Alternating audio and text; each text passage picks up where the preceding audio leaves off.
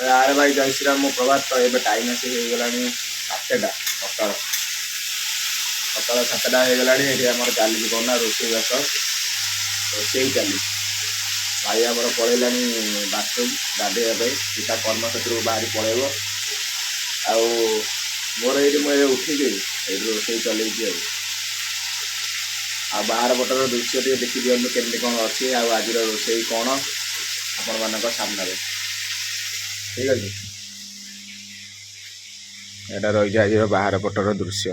ଦେଖୁଛନ୍ତି କେଉଁ ଭଳିଆ କୁହୁଡ଼ି, ମାନେ ମଝିରେ ମଝିରେ କୁହୁଡ଼ି ଦେଖା ନାହିଁ, ଏବେ ମଝିରେ ମଝିରେ କୁହୁଡ଼ି ପଳେଇ ଯାଉଛି। ଦେଖିଲେ କେଉଁ ରେଟ୍ରେ କୁହୁଡ଼ି, ସେପଟ ଘର କିଛି ଦେଖାଯାଉନି ହେଲା। ପ୍ରବଳ କୁହୁଡ଼ି, ପ୍ରବଳ କୁହୁଡ଼ି ପ୍ରବଳ। ଆଜିର ଆମର ରୋଷେଇ କ'ଣ ନା, ଏଠି ଆମର ଡାଲମା ବସିଛି ଦେଖୁଛନ୍ତି। ଡାଲମା ହେଇ ଆସିଲାଣି ପ୍ରାୟ। ଏଠି ଆମର ବିନ୍ସ ଭଜା ହେଉଛି, ଏଠି ଆଳୁ କଟା ହେଇ ଥୁଆ ହେଇଛି ହେଲା।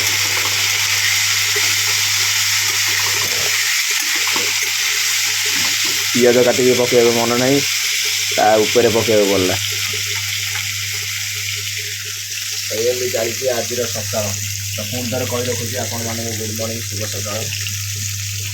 ତ ଆଉ କ'ଣ କରିବା, ଏମିତି ତ କଷ୍ଟ କରିବାକୁ ପଡ଼ୁଛି ସକାଳୁ ସକାଳୁ। ଆଉ କ'ଣ କରିବା, ଗୋଟେ ସପ୍ତାହ ମୁଁ ସକାଳୁ ସବୁ କଷ୍ଟ କଲେ ଭାଇ ଗୋଟେ ସପ୍ତାହ ସକାଳୁ କଷ୍ଟ। ଏମିତି ଚାଲିଛି ଆଉ ଡେଲିର କାମ। ଆଉ କ'ଣ କରିବା, ତ ସେଥିପାଇଁ ରହୁଛି ବାଏ।